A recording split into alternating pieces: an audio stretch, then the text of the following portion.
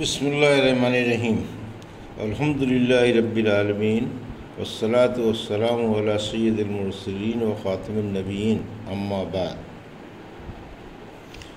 صحیح بخاری کتاب الایمان حدیث نمبر 56 اردو ترجمہ۔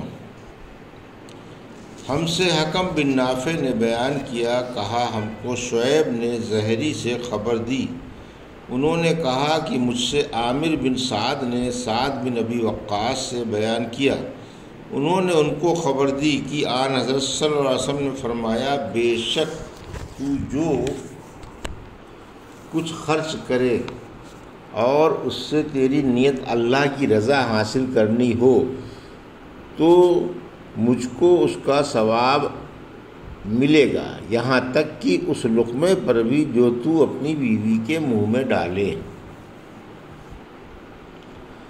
حدیث نمبر 57 اردو ترجمہ۔ آن حضرت صلی اللہ علیہ وسلم کا یہ فرمانا کہ دین سچے دل سے اللہ کی فرما برداری اور اس کے رسول اور مسلمان حاکموں اور تمام مسلمانوں کی خیر خواہی کا نام ہے۔ اور اللہ نے سورہ توبہ میں فرمایا،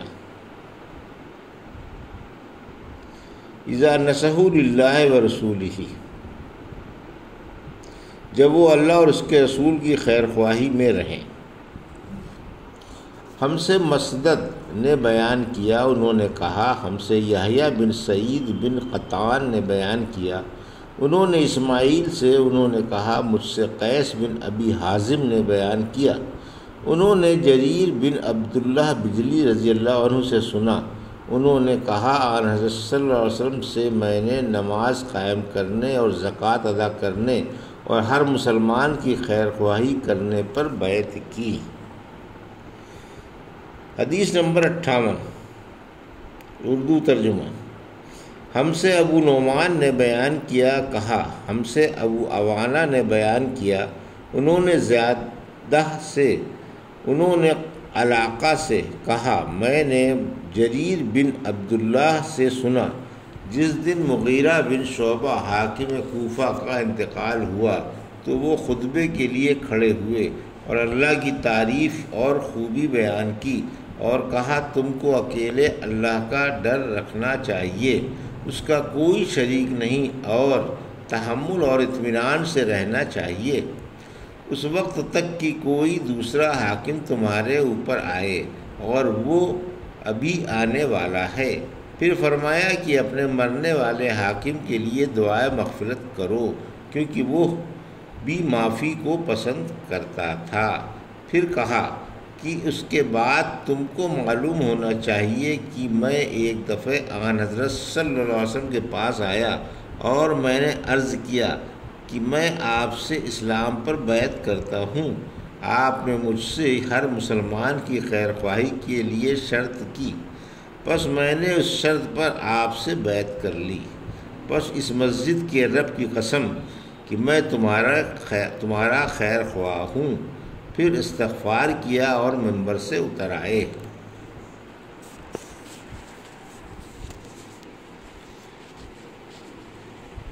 کتاب العلم۔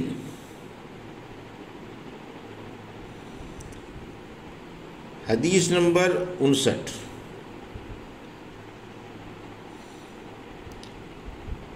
علم کی فضیلت کے بیان میں۔ اور اللہ پاک نے سورہ مجادلہ میں فرمایا، یرفع اللہ الذین آمنوا منکم والذین اوتوا العلم درجات واللہ بما تعملون خبیر، وقل رب زدنی علما۔ جو تم میں ایماندار ہیں اور جن کو علم دیا گیا ہے، اللہ ان کے درجات بلند کرے گا، اور اللہ کو تمہارے کاموں کی خبر ہے۔ اور اللہ تعالیٰ نے سورہ طٰہٰ میں فرمایا کہ یوں دعا کیا کرو، وَقُلْ رَبِّ زِدْنِی عِلْمًا، پروردگار مجھ کو علم میں ترقی عطا فرما۔ اس بیان میں کہ جس شخص سے علم کی کوئی بات پوچھی جائے اور وہ اپنی کسی دوسری بات میں مشغول ہو، پس ادب کا تقاضا ہے کہ وہ پہلے اپنی بات پوری کر لے، پھر پوچھنے والے کو جواب دے۔ ہم سے محمد بن سنان نے بیان کیا، کہا ہم سے فلیح نے بیان کیا۔ دوسری سند اور مجھ سے ابراہیم بن منظر نے بیان کیا، کہا مجھ سے میرے باپ فلیج نے بیان کیا، کہا ہلال بن علی نے، انہوں نے عطا بن یسار سے نقل کیا، انہوں نے حضرت ابو ہریرہ رضی اللہ عنہ سے کہ ایک بار حضرت صلی اللہ علیہ وسلم لوگوں میں بیٹھے ہوئے ان سے باتیں کر رہے تھے، اتنے میں ایک دیہاتی آپ کے پاس آیا اور پوچھنے لگا کہ قیامت کب آئے گی۔ آپ صلی اللہ علیہ وسلم اپنی گفتگو میں مصروف رہے۔ بعض لوگ جو مجلس میں تھے کہنے لگے آپ صلی اللہ علیہ وسلم نے دیہاتی کی بات سنی لیکن پسند نہیں کی، اور بعض کہنے لگے کہ نہیں بلکہ آپ نے اس کی بات سنی ہی نہیں۔ جب آپ اپنی باتیں پوری کر چکے تو میں سمجھتا ہوں کہ آپ صلی اللہ علیہ وسلم نے یوں فرمایا، وہ قیامت کے بارے میں پوچھنے والا کہاں گیا؟ اس دیہاتی نے کہا حضور میں موجود ہوں۔ آپ نے فرمایا کہ جب امانت یعنی ایمانداری دنیا سے اٹھ جائے تو قیامت قائم ہونے کا انتظار کرو۔ اس نے کہا ایمانداری اٹھنے کا کیا مطلب ہے؟ آپ صلی اللہ علیہ وسلم نے فرمایا کہ جب حکومت کے کاروبار نالائق لوگوں کو سونپ دیے جائیں تو قیامت کا انتظار کر۔ حدیث نمبر 60۔ ہم سے ابو نعمان نے بیان کیا، کہا ہم سے ابو عوانہ نے ابو بشر سے بیان کیا، انہوں نے یوسف بن مالک سے، انہوں نے عبداللہ بن عمر سے، انہوں نے کہا ایک سفر میں جو ہم نے کیا تھا آن حضرت صلی اللہ علیہ وسلم ہم سے پیچھے رہ گئے اور آپ صلی اللہ علیہ وسلم ہم سے اس وقت ملے جب عصر کی نماز کا وقت آن پہنچا تھا۔ جلدی جلدی وضو کر رہے تھے، بس پاؤں کو خوب دھونے کے بدلے ہم یوں ہی ساتھ دھو رہے تھے۔ یہ حال دیکھ کر آپ صلی اللہ علیہ وسلم نے بلند آواز سے پکارا، دیکھو ایڑیوں کی خرابی دوزخ سے ہونے والی ہے۔ 2 یا 3 آپ صلی اللہ علیہ وسلم نے یوں ہی بلند آواز سے فرمایا۔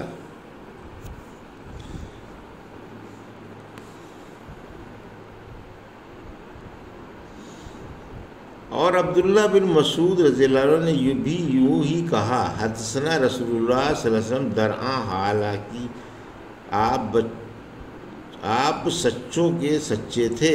اور شقیق اس نے عبداللہ بن مسعود سے نقل کیا، میں نے آن حضرت صلی اللہ علیہ وسلم سے یہ بات سنی، اور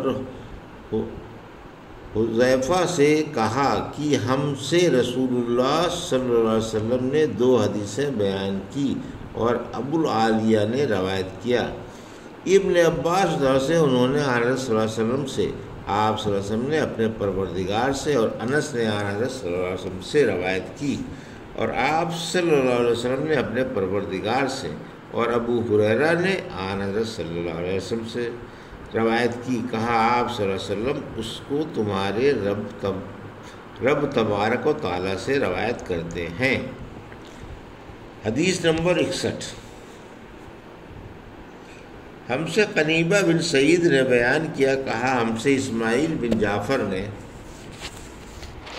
بیان کیا، انہوں نے عبداللہ بن دینار سے، انہوں نے عبداللہ بن عمر رضی اللہ تعالیٰ عنہ سے کہا کہ حضرت صلی اللہ علیہ وسلم نے فرمایا، درختوں میں ایک درخت ایسا ہے کہ اس کے پتے نہیں جھڑتے، اور مسلمان کی مثال اسی درخت کی سی ہے۔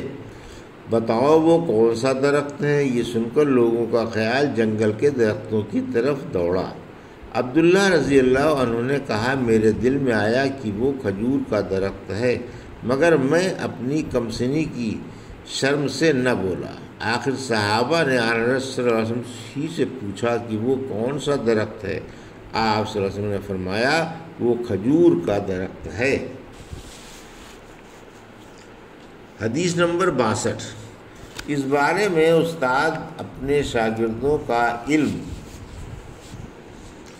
آزمانے کے لیے ان سے کوئی سوال کریں، یعنی امتحان لینے کا بیان۔ ہم سے خالد بن مخلد نے بیان کیا، کہا ہم سے سلیمان بن بلال نے بیان کیا، کہا ہم سے عبداللہ بن دینار نے بیان کیا، انہوں نے عبداللہ بن عمر رضی اللہ عنہ سے، انہوں نے آن حضرت صلی اللہ علیہ وسلم سے ایک مرتبہ آپ صلی اللہ علیہ وسلم نے فرمایا، درختوں میں سے ایک درخت ایسا ہے کہ اس کے پتے نہیں جھڑتے، اور مسلمان کی بھی یہی مثال ہے، بتلاؤ وہ کون سا درخت ہے؟ یہ سن کر لوگوں کے خیالات جنگل کے درختوں میں چلے گئے۔ عبداللہ نے کہا کہ میرے دل میں آیا کہ بتلا دوں کہ وہ کھجور کا درخت ہے، لیکن وہاں بہت سے بزرگ موجود تھے، اس لیے مجھ کو شرم آئی۔ آخر صحابہ نے عرض کیا، یا رسول اللہ، آپ صلی اللہ علیہ وسلم ہی بیان فرما دیجئے۔ آپ صلی اللہ علیہ وسلم نے بتلایا کہ وہ کھجور کا درخت ہے۔ شاگرد کا استاد کے سامنے پڑھنا اور اس کو سنانا۔ اور امام حسن بصری اور سفیان ثوری اور مالک نے شاگرد کے پڑھنے کو جائز کہا ہے، اور بعض نے استاد کے سامنے پڑھنے کی دلیل زمام بن شعبہ کی حدیث سے لی ہے۔ اس نے آن رسول صلی اللہ علیہ وسلم سے عرض کیا تھا کہ کیا اللہ نے آپ کو یہ حکم فرمایا ہے کہ ہم لوگ نماز پڑھا کریں؟ آپ صلی اللہ علیہ وسلم نے فرمایا، ہاں، تو یہ گویا آن رسول صلی اللہ علیہ وسلم کے سامنے پڑھنا ہی ٹھہرا۔ زمام نے پھر جا کر اپنی قوم سے بیان کیا تو انہوں نے اس کو جائز رکھا، اور امام مالک نے دستاویز سے دلیل دی جو قوم کے سامنے پڑھ کر سنائی جاتی ہے۔ وہ کہتے ہیں کہ ہم کو فلاں شخص نے دستاویز پر گواہ کیا، اور پڑھنے والا پڑھ کر استاد کو سناتا ہے، پھر کہتا ہے مجھ کو فلاں نے پڑھایا۔ ہم سے محمد بن سلام نے بیان کیا، کہا ہم سے محمد بن حسن واسطی نے بیان کیا، کہا انہوں نے اوف سے، انہوں نے حسن بصری سے، انہوں نے کہا عالم کے سامنے پڑھنے میں کوئی قباحت نہیں۔ اور ہم سے عبید اللہ بن موسیٰ نے بیان کیا، انہوں نے سفیان ثوری سے سنا، وہ کہتے تھے جب کوئی شخص محدث کو حدیث پڑھ کر سنائے تو کچھ قباحت نہیں، اگر یوں کہے کہ اس نے مجھ سے بیان کیا اور میں نے ابو عاصم سے سنا۔ وہ امام مالک اور سفیان ثوری کا قول بیان کرتے تھے کہ عالم کو پڑھ کر سنانا اور عالم کا شاگردوں کے سامنے پڑھنا دونوں برابر ہیں۔ یہ تھی صحیح بخاری باب کتاب الایمان اور کتاب العلم کی حدیث نمبر